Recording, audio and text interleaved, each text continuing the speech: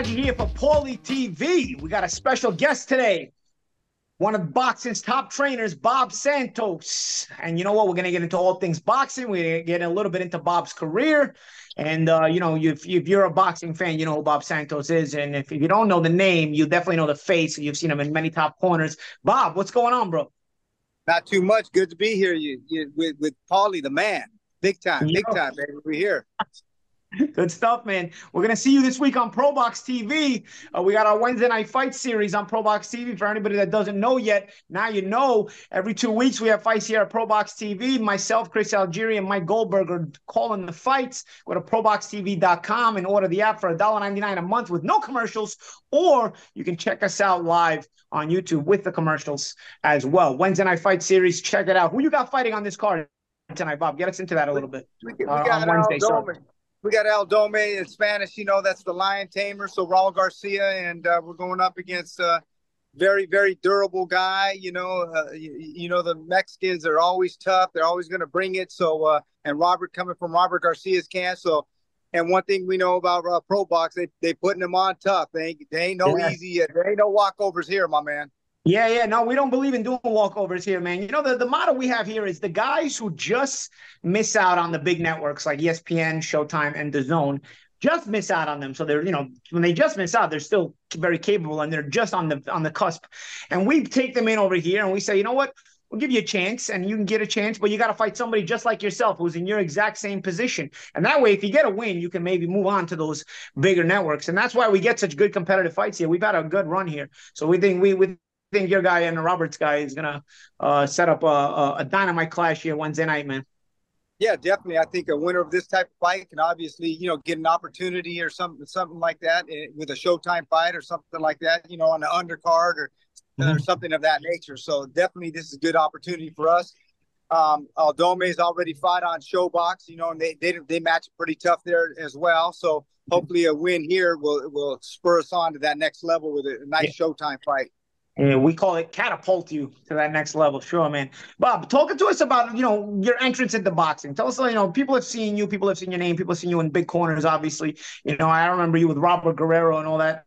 How did you get your start in boxing?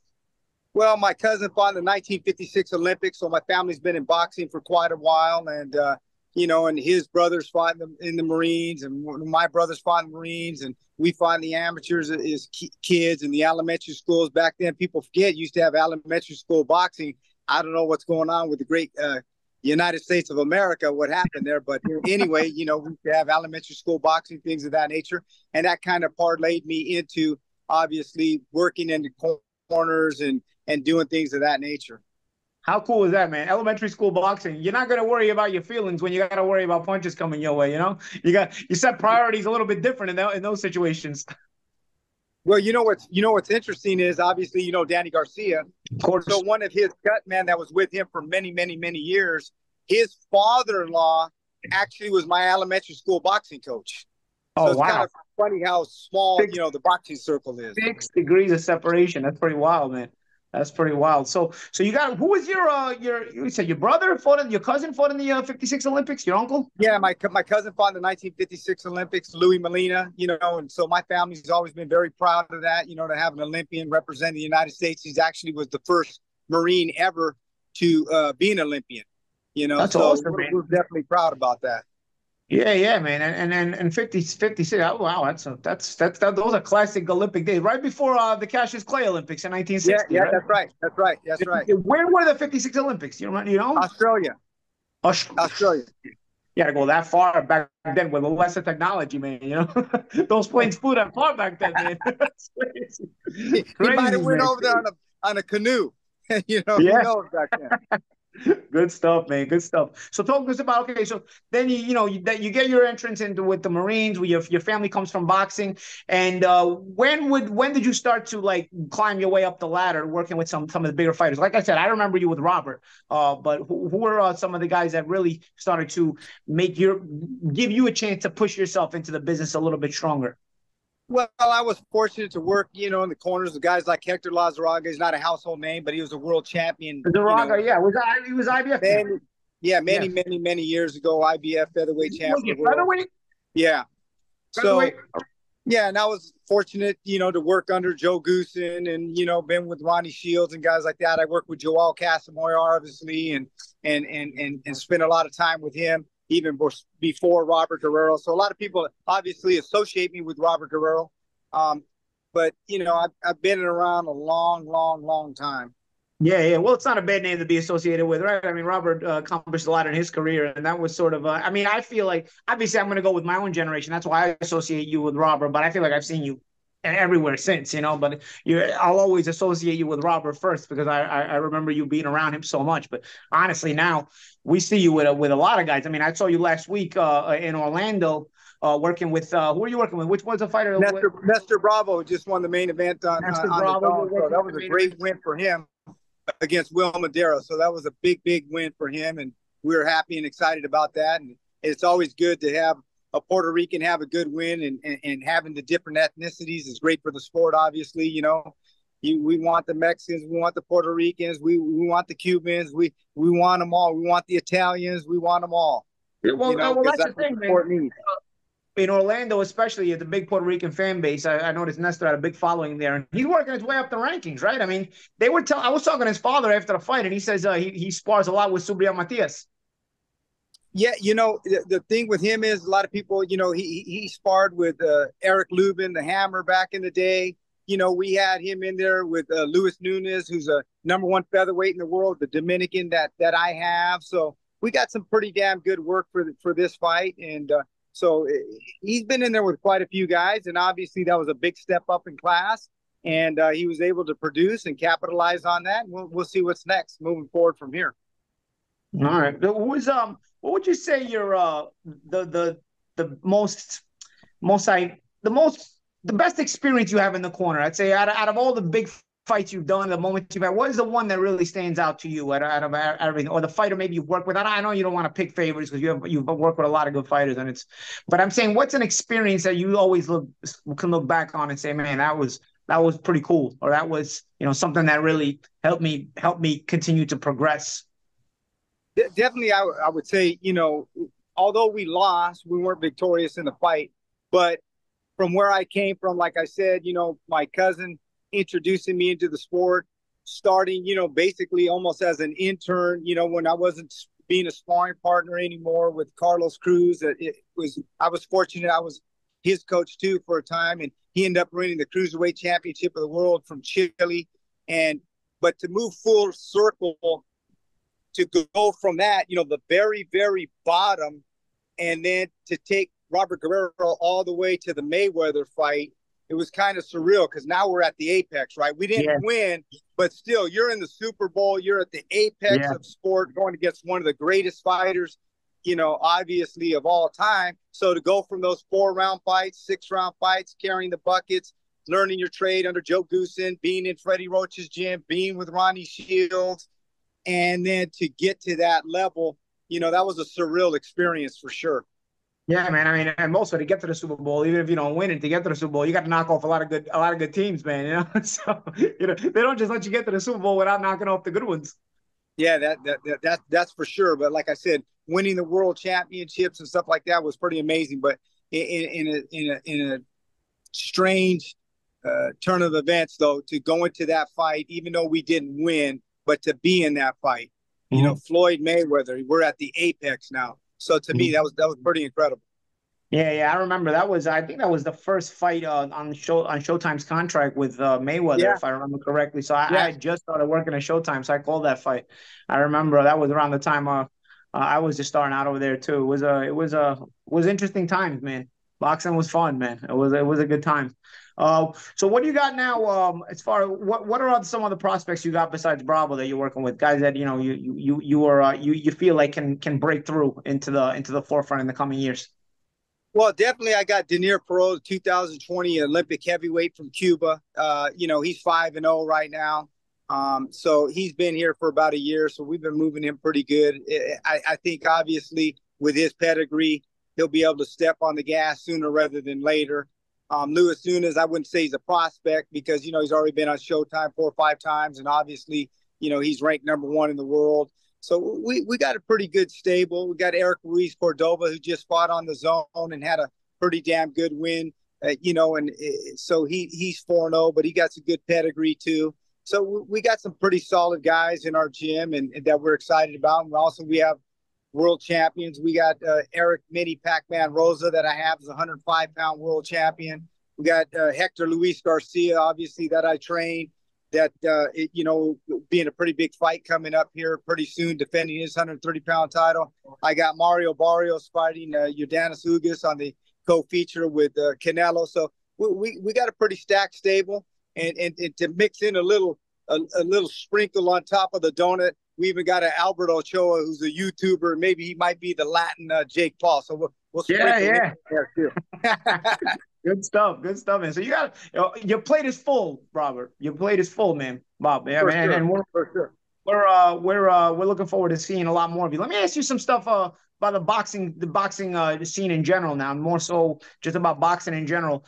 What do you make out about the situation with Fury and Ngannou? What's your thoughts on that? At the end of the day, you like to see guys that have earned their way up the ranks to a degree, right? That have paid the price to be in those kind of big fights. But that said, you got to have the stars to make the money with and things of that nature. So if it brings attention to the sport as a whole and we can bring more people into the sport, more eyeballs, more of the casual viewer, then I'm all for it. I understand it takes away from the guy who worked his way all the way up to the #1 ranking in the world. But that being said, of an event like this, he makes his name even bigger, Tyson Fury. So when that #1 ranked guy or the mandatory gets that opportunity, there's more in the pot for them. So all in all, I think it's a good thing. The thing I have with that is a lot of times guys become so big they stop fighting these mandatories, and then and the sanctioning bodies stop enforcing them, and that's sort of an issue I have, because then they start enforcing them when they want to, but then when they don't want to, they don't enforce them. Like for example, we had Jamel Charlo, who's going to get stripped in favor of Tim Tszyu of his WBO title because Jamel's fighting Canelo in a non-title fight. But when Canelo fights a bunch of fights in non-title fights, he fights outside the super middleweight division, nobody's stripping him. So it's like what's good for the goose has to be good for the gander. And that's sort of my issue with boxing is been more so the inconsistency of how things are handled. I think Tim Tszyu deserves a title shot. Don't get me wrong. I just think that if you're going to handle it that way for Jamel, you were supposed to be handling it that way when Canelo decided to fight Bivol and guys like that as well, and you didn't, because ultimately, what is it? It's always about money more so than it's about the sport, and that's my take on that. It's unfortunate. What do you think about Usyk? Will Fury fight Usyk? You think after this? Do you think that takes it away altogether? Obviously anything's possible, right? That's the fight we want to see, Bob. That's the fight we want to see it. I don't know, because the unfortunate thing is, and you probably know this better than anybody, you've been at the world championship level. I remember when you broke onto the scene and we see some of the things with Showtime, and you were coming on the scene back in the day, and you were seeing you with your posse and all those kind of things. So this sport better than anybody inside and out, and you understand some of these guys may have a good manager, they may have a bad manager, but unfortunately, you get a lot of people that get into guys' ears and this is better and that's better, or this should be this way, or whether it's a cousin, whether it's an uncle, whether it's a promoter, whether it's an attorney. There's so many, moving pieces. And unfortunately, sometimes these guys get caught up with some really, really bad advice. And a lot of times that's how some of these great fights get killed for one reason or another. Everybody's an expert. This, Paulie. You work with a guy for 10 years, you get him to the top, and the next thing you know, guy comes in and, well, who's this? This is my attorney. Oh, that's fantastic.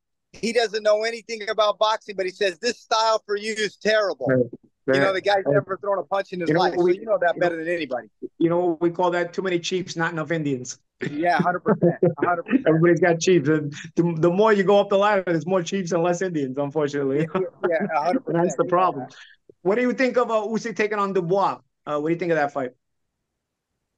Again, like you said, I would rather be seeing Fury, obviously, but it's not going to happen. So it is what it is now. I think Usyk obviously is the better boxer. I don't think if Dubois can't hit him and hurt him with something big, because it's heavyweights, one punch, can take you out. But outside of that, I have Usyk outboxing him, much the same as he did Anthony Joshua. So I feel confident he should be victorious in that fight. And that's that guy.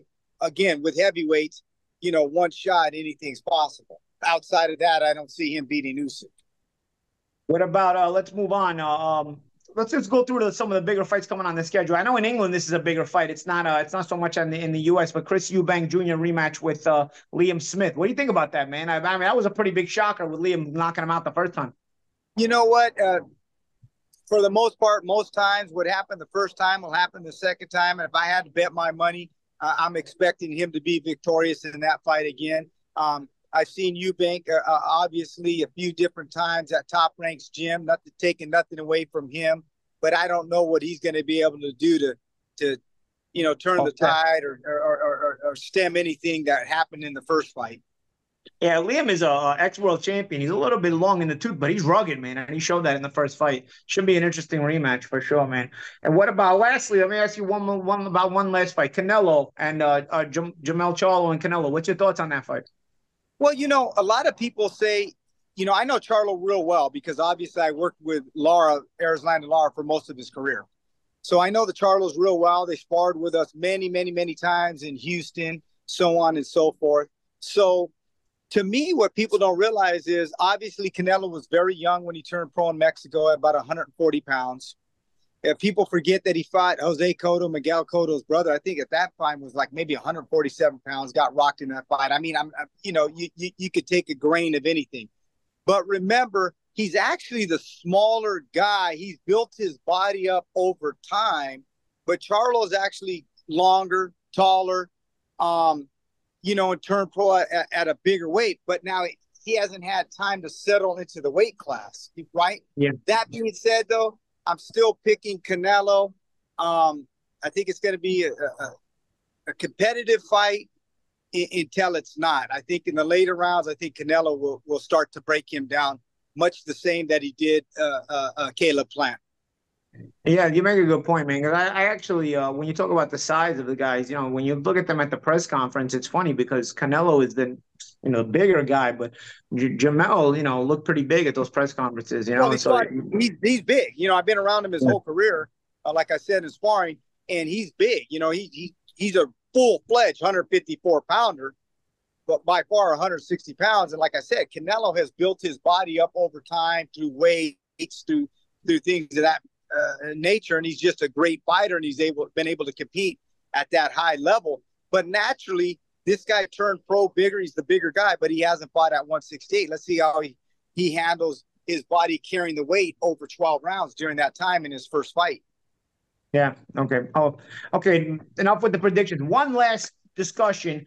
Spence and Crawford. What was your thoughts on that fight? I thought Spence was going to win that fight, man. I thought Spence was going to win that fight going into the fight. I thought he was going to be the bigger guy. I did have Crawford as my number one pound for pound, so I can say, hey, at least I had him number one pound for pound, and he stayed at number one pound for pound. But I thought he was going to be too small for Spence, and man, I was way off. Hey, Bob.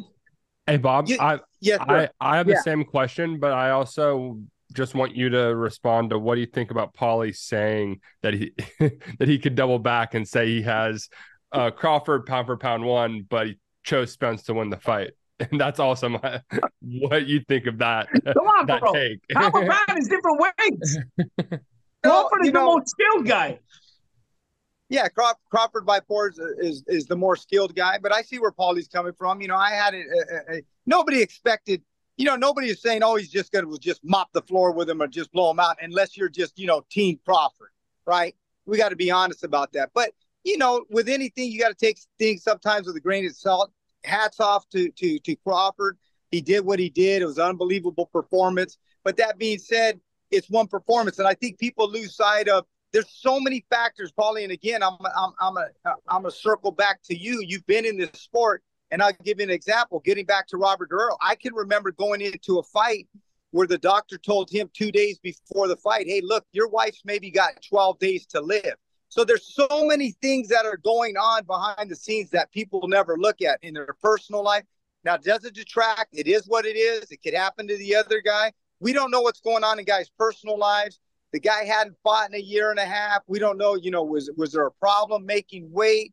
At the end of the day, they both got in there. That guy won. He dominated the fight. He cemented his legacy.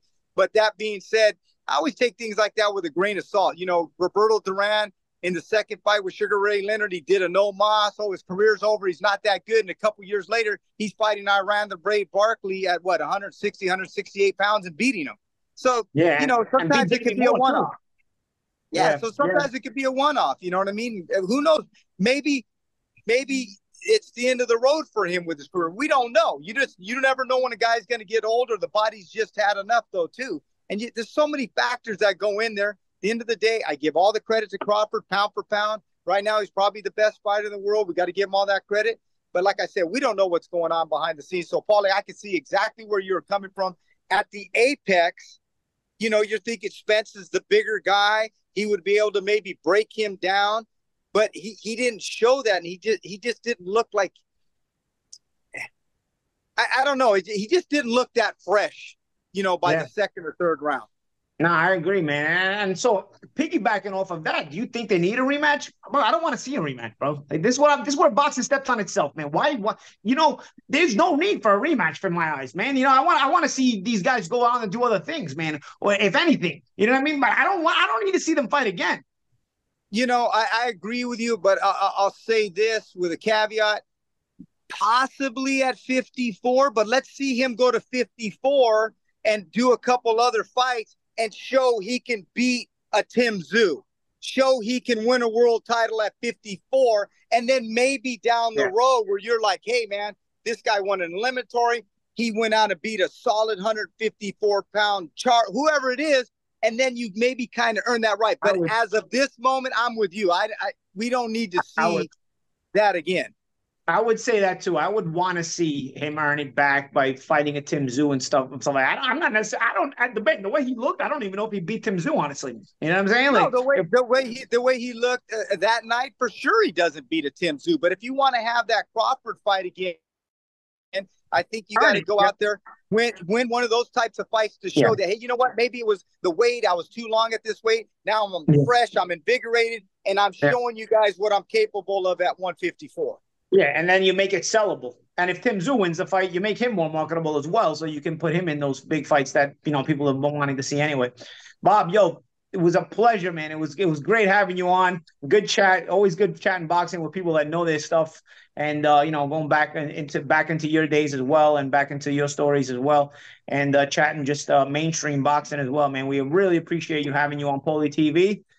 Guys, like, subscribe, comment. Let me know what you guys think of the conversation. Give Bob a big what's up. And you know what? We'll see you guys next time on Paulie TV.